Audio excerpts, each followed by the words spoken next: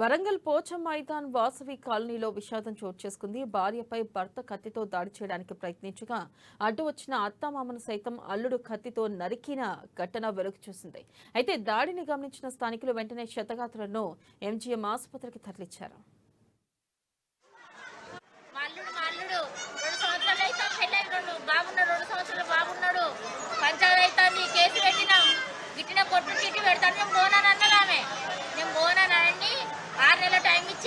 ఈ వాటికి 6 నెలలు పోలీస్ స్టేషన్ నుంచి ఇక ఫోన్ వస్తుంది. ఇక అటు ఇటు మారినాక దోల్దంతి అని అనుకున్నా. నేను డ్యూటీ పెట్టిస్తానని కూడా ఎంజిఎంలో చుట్టూ తిరిగినాం, పైసలు కూడా పెట్టినాం.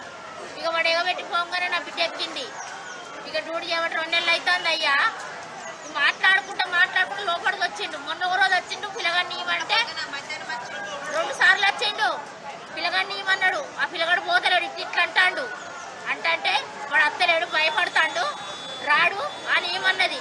నువ్వు డ్యూటీ కూడా పెట్టిన పైసలు ఆడుకొని పోయినావు, కూరగాని ఇవి ఎత్తుకపోయినావు. నీకు భార్య కావాలంటే నువ్వు ఇట్లా చేస్తావా, ఇట్లా మోసం చేస్తావా? నేను రూపాయి అడుగుతలేను, నా బతుకు నేను బతుకుతాను, నా జోలికి రాకు అన్నది. అన్నోళ్ళకి పోయిండు. మళ్ళీ మాట కూడా మాట్లాడలేదు. లోపలికి వచ్చిండు. పాలిస్తాను ఆమె పిల్లగానికి, పాలిస్తానే మెడల నీకెళ్ళి కథం వేసిండు. అమ్మ అన్నది.